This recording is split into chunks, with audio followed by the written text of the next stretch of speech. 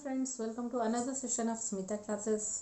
आज हम लोग क्लास 4 के हिंदी बुक जो है भाषा माधुरी बुक है उसके 15th लेसन को पढ़ेंगे, जो कि एक पोएम है एक घोड़े के ऊपर, जिस घोड़े का नाम क्या है, चेतक है, जो कि राजा जो थे राणा प्रताप उनका घोड़ा था।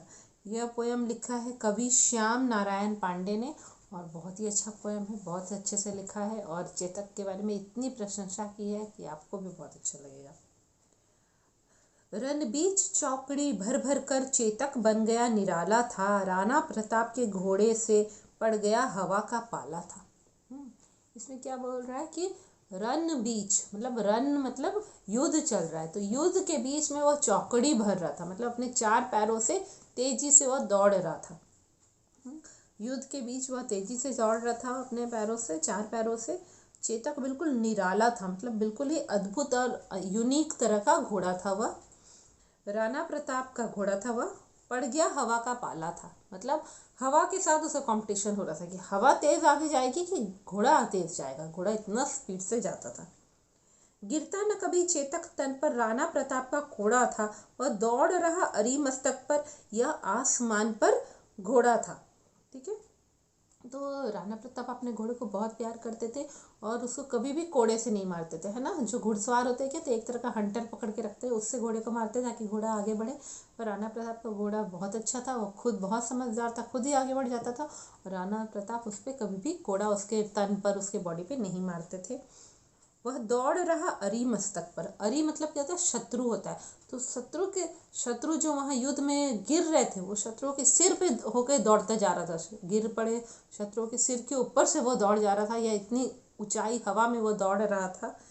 लग रहा था कि घोड़ा जमीन पे चल रहा है या आसमान में चल रहा है, क्योंकि शत्रु अगर खड़ा हुआ भी है तो वो इतने जोर से छलांग लग रहा था, शत्रु के सिर के ऊपर से वो जंप कर जा रहा था। हाँ, इसीलिए बोल रहा है वह दौड़ रहा अरी मस्तक पर, मतलब शत्रु के सिर के ऊपर से, या आसमान पर घोड़ा था। यह लग रहा था जैसे आसमान में ही घोड़ा दौड़ रहा है। जो तनिक हवा से बाघ हिली लेकर सवार उड़ जाता था, राणा की पुतली फिरी नहीं तब तक चेतक मुड़ जाता था। ठीक है, तो क्या है कि घोड़े की ना एक लगाम होती है, जो घोड़े की रस्सी होती है, उसके मुंह से, उसके नाक के पास से लेके पीछे रहती है। जो घुड़सवार होता है वह पकड़ा रहता है उस लगाम को, उसी को कहते हैं बाघ कहते हैं। तो क्या है कि घुड़सवार को जब आगे जाना हो तो वो उस बाघ को थोड़ा हिलाता है तो घोड़ा आगे चलता है।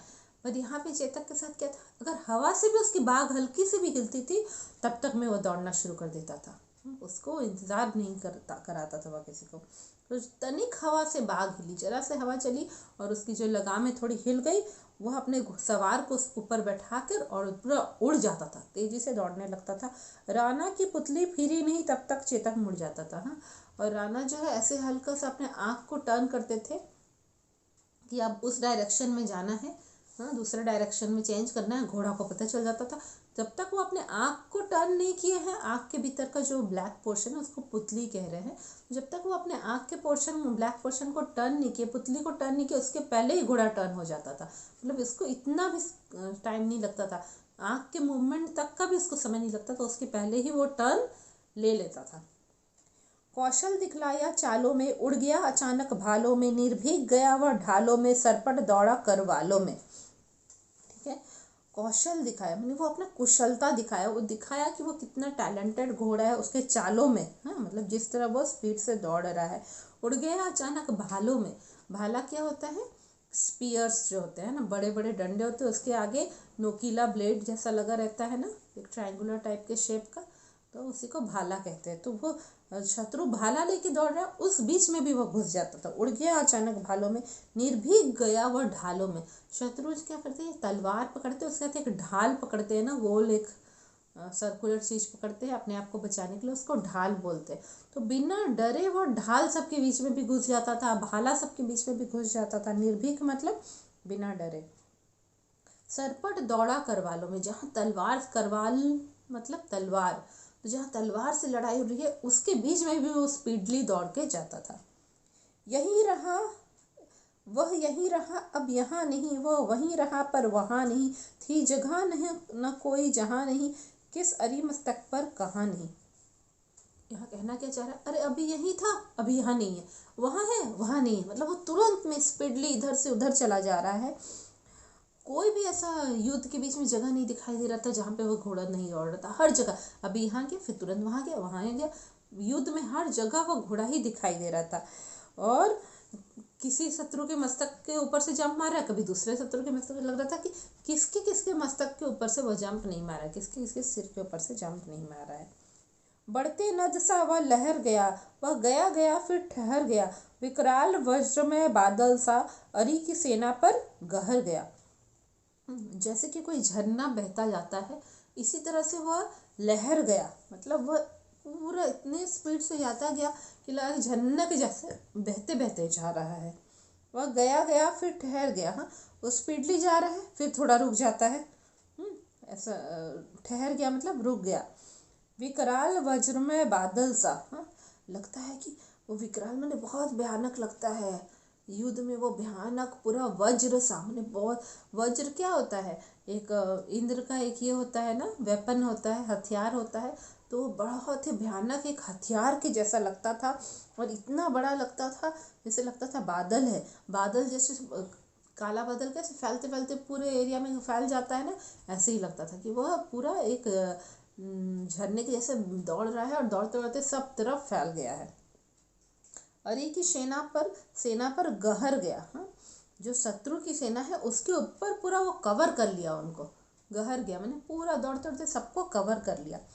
भाला गिर गया गिरा निशंग, है टापों से खन गया अंग, बैरी समाज रह गया दंग, घोड़े का ऐसा देखा रंग। हाँ, तो क्या हुआ कि उसके बाद क्या बोल रहा है कि भाला गिर गया, मतलब वो इतनी स्पीड से दौड़ रहा है, शत्रु ने जो भाला पकड़ के रखा है वह भाला भी गिर जा रहा है। निशंग जो है मतलब शत्रु क्या करते हैं, अपने पीठ पे एक बैग जैसा लगा के रखते हैं, कॉनिकल शेप का, जिसमें वह तीर रखते हैं। तो वो कहता है तरकश होता है एक्चुअली तीर रखने वाला, उसको निशंग कहते हैं। तो वो इतनी स्पीड से घोड़ा शत्रु के बीच में दौड़ रहा है कि शत्रु के हाथ से भाला गिर जा रहा है, उसका निशंग भी गिर जा रहा है टापों से खन गया अंग। ठीक है, और घोड़े के जो घोड़ा जब दौड़ता है तो उसके पैर से जो आवाज़ निकलती है वो टाप कहते हैं। तो घोड़े के टापों से खन गया अंग, मतलब घोड़ा का टाप का आवाज़ से ही पूरा सब, है ना, घोड़े के पैर जो है, घोड़ा जब दौड़ता है तो उसके पैर से जो आवाज़ निकलती है उसको टाप कहते हैं। तो घोड़े के टाप से क्या हुआ, पूरा उसके घोड़े के टाप से पूरे सबके बॉडीज़ के पास से वो दौड़ रहा है, तो पूरा भर गया घोड़े के टापों से आवाज़ पूरा भर गया वहाँ पे। बैरी समाज रह गया दंग। हाँ, जो भी उनके शत्रु मतलब बैरी होते हैं, जो एनिमीज होते हैं उनको बैरी कहते हैं। तो बैरी समाज, शत्रु के जितने लोग थे, वो घोड़ा का स्पीड और घोड़ा, इतना अच्छा घोड़ा देख के वो दंग रह गए। हाँ, देखते रह गए। घोड़े का ऐसा देखा रंग, इतना अच्छा घोड़ा देख के वो पूरा दंग रह गए कि राणा प्रताप के पास इतना अच्छा घोड़ा है, बिल्कुल डरता नहीं है और इतनी तेज़ी से दौड़ता है और इतना समझदार घोड़ा है। तो ये पोएम अच्छा लगा आप लोग को ना, राणा प्रताप के घोड़े के बारे में कितनी तारीफ़ की है। इस पे और भी पोएम्स बने हैं चेतक के ऊपर और बहुत ही अच्छी है कविता है, आप सबको पसंद आई होगी। अपने सारे फ्रेंड्स को बोलिए इस वीडियो को देखें और इस पोएम के बारे में पढ़ें। Thank you.